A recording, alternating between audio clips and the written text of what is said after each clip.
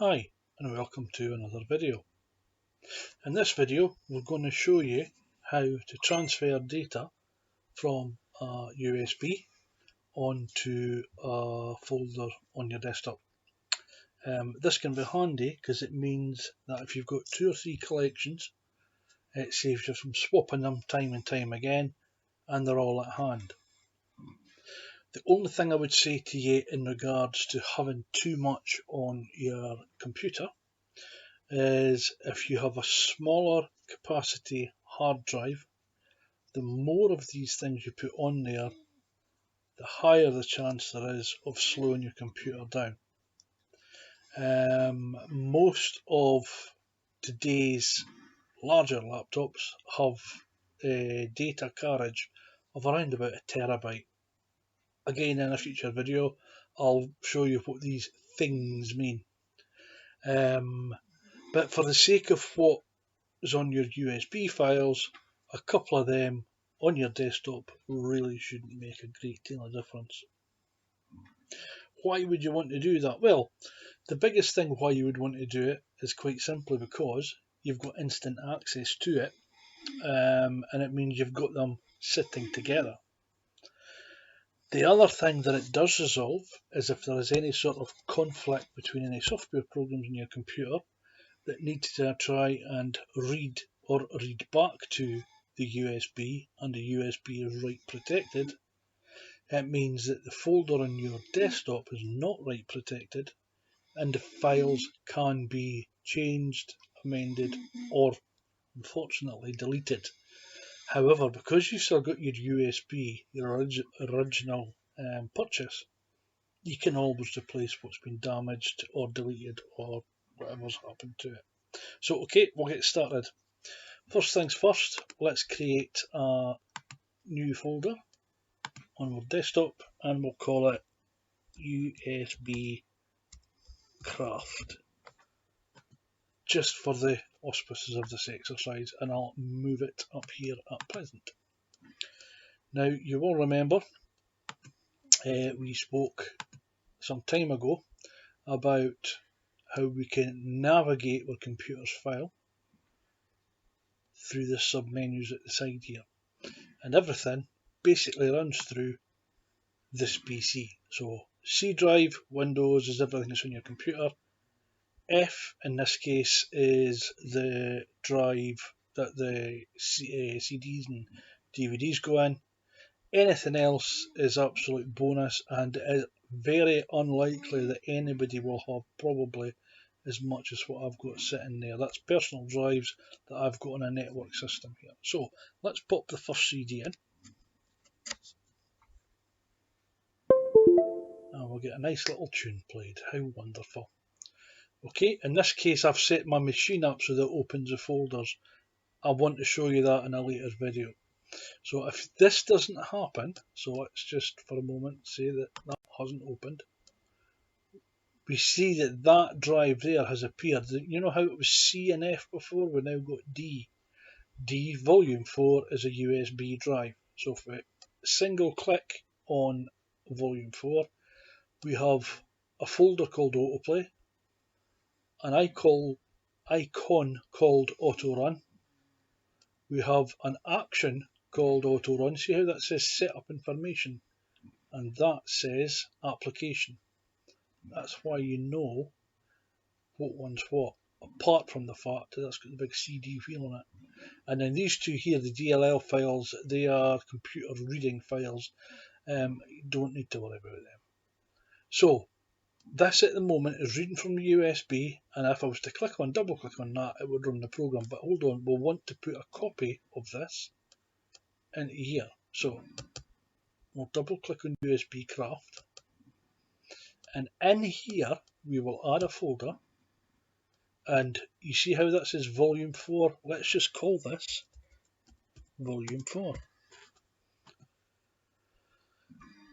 Now, similarly, you'll remember in a previous video we talked about drag and drop. You press the left click button on the mouse, you hold it and you don't let it go. You move the mouse, or in the case of a touchpad, we roll our finger over the touchpad, now you can see this blue box here is still highlighted, and it's highlighted all the files. Let it go.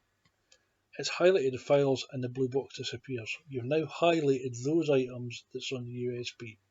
So just put in the cursor above the items, single click again on the left mouse button, hold it down, drag the 5 items, here it's got a little 5 in the middle there, that's telling you you're taking 5 items from the file, and drag them across and hold them over the volume 4, and again you'll see how there's a bar has appeared right across the folder, and let it go.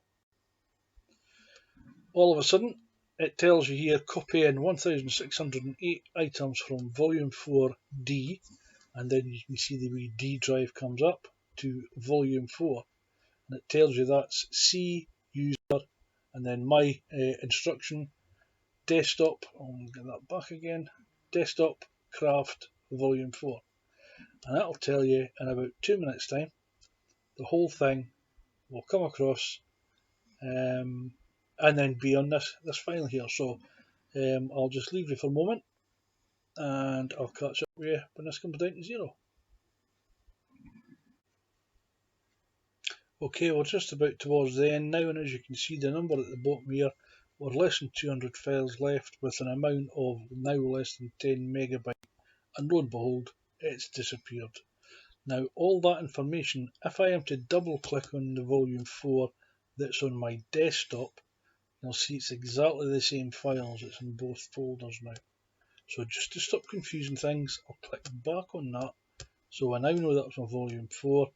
This is the USB, this one here. So I'm now going to close that.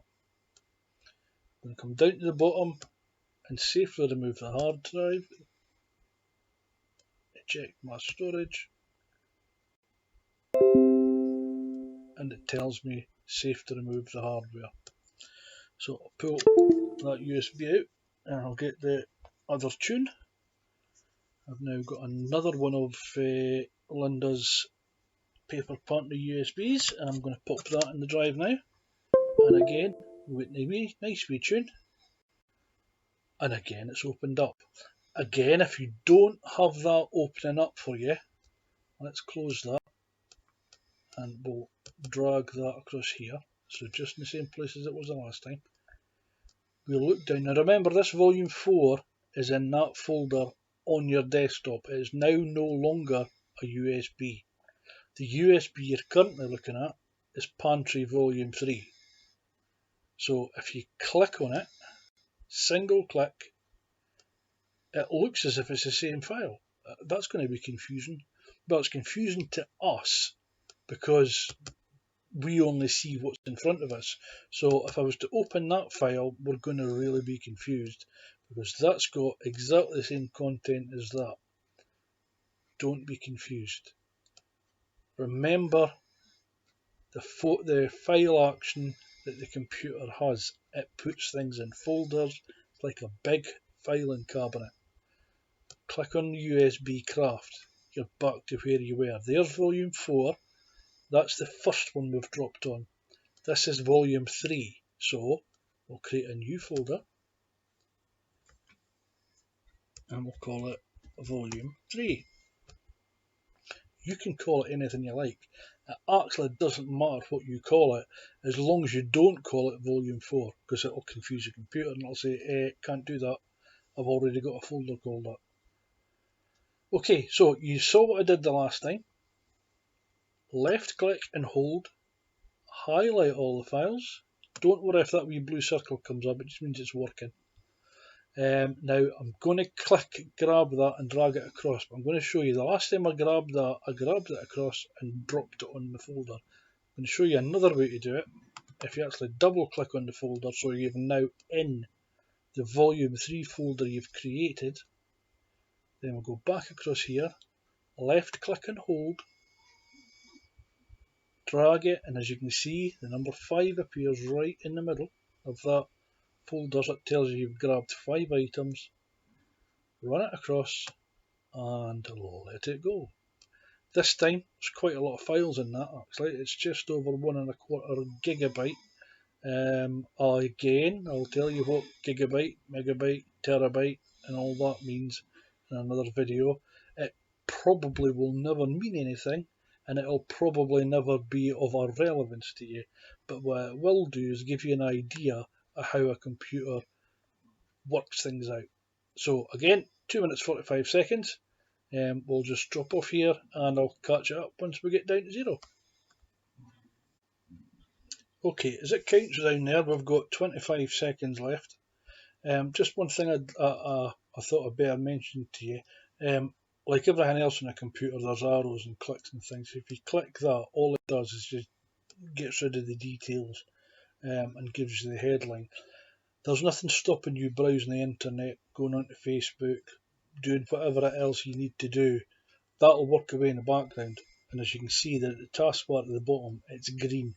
If it asks you a question like, well, actually there's another file in there called that, do you want to continue? It'll go orange. Or once it finishes, as you can see there, that goes opaque again. And the percentage meter disappears. So again, we've got two folders next to each other that are absolutely identical. But as this one says, it's PeopletoParty Volume 3 D drive, so you know that's your USB. And this is the one you've created on your desktop. Right, so just so we can go back to start one again, close that, and we'll close that. So we now don't have any folders open on our desktop. We know that because the little folder sign hasn't got an underline. That icon does have an underline in it, and that is the program I'm using to record the video. So that's the only thing at the moment open on my computer. Okay, cross to the little arrow again, click it up, click on the USB sign, eject mass storage. USB mass storage device can now be safely removed from your computer. You should do that every single time with every single USB.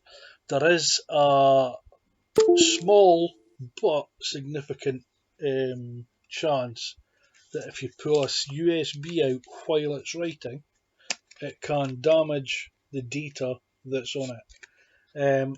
In fairness, I've never heard it happening on a write protected USB, which are the ones you'll buy professionally for companies like Creative Crafting World. But I have seen it done on personal data USBs, and at times it can wipe out significant data. So just a tip, always use the safely removed hardware. It's the safest thing to do. Okay, see if I can minus this down. Okay, USB Craft.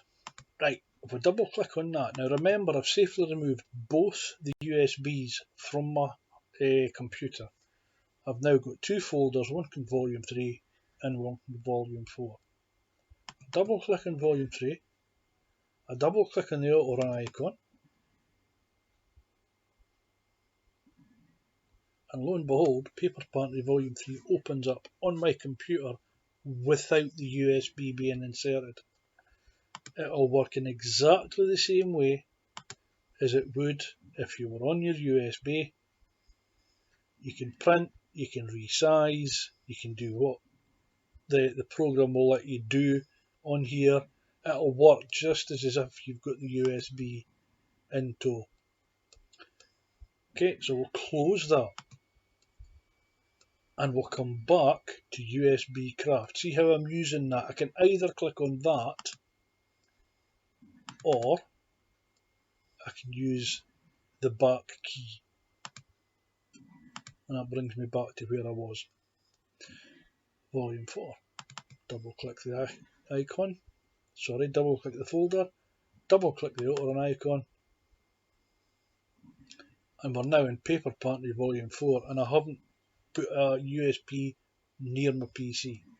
So let's just pick up this one, click on the icon. Now, if your computer's not as fast as this, don't overly concern yourself about it. It either means that your computer's not got as fast a processor, which is basically the engine that's in the computer, or you've got other programs running in the background. Don't worry about it. It's perfectly normal as long as it opens, and as long as it opens without any error messages coming up. It'll work perfectly well. Again, that's a very small but very significant tip on how you can save your craft stash onto your computer. You can get ridiculous about it. I'm going to very quickly show you. Some of this will be blanked out because obviously for security reasons.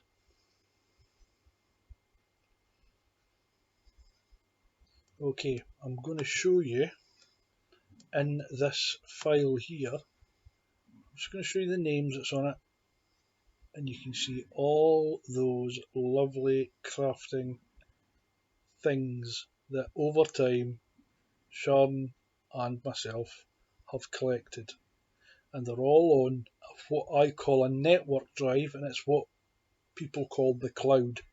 It's an electronic piece of gizmo that I've got sitting in another room in the house that's plugged into the network that I can access.